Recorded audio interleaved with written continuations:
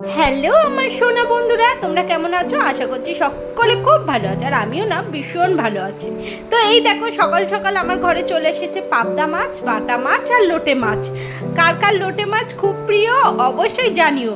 আচ্ছা বলো তো বন্ধুরা, আমরা কিন্তু এই সবজিটাকে কুন্দ্রি বলি, তোমরা ঠিক এই সবজিটাকে কি বলো অবশ্যই কিন্তু জানিও। আর এই যে লাল শাক, এই শাকটা আমি পোস্ত আর বাদাম দিয়ে ভাজি, আমাদের খুবই পছন্দ, আমিও পছন্দ করি, আমার মেয়ে বর সবাই।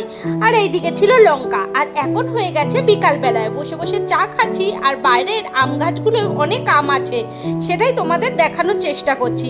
কারণ আজকে একটু রবিবার বেরোবো সবাই মিলে, ওই জন্যই একটু তাড়াতাড়ি সবকিছু তড়িঘড়ি করা। এই দেখো, বিশ্ব বাংলার নিচে সিগনালে দাঁড়িয়ে আছি, আমরা এখন যাচ্ছি এক্সেস মলে।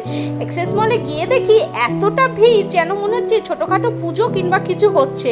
আমি তো ওটাই ভাবলাম, তারপরে যত ভিতরের দিকে গেলাম দেখলাম না, কিছুই না, অজস্র মানুষের ভিড়। আর এখানে আমার মেয়ে আবার একটু দাঁড়িয়ে গেল। তবে জানো তো, আমার চোখের সামনে আমার মেয়ে যদি কোনো আইসক্রিম চকলেট এইসব খায় না, আমি ওর সঙ্গে বেশি বেশি করে ভাগ করে নিই। আমি ওকে বলি শেয়ারিং কেয়ারিং দাও, কারণ এতটা খেলে আমি সারা রাত হয়তো ঘুমাতে পারবো না। এতটা সুগার সারাদিনে ও খেয়ে নিল, এটা ভাবলেই আমার কেমন লাগে।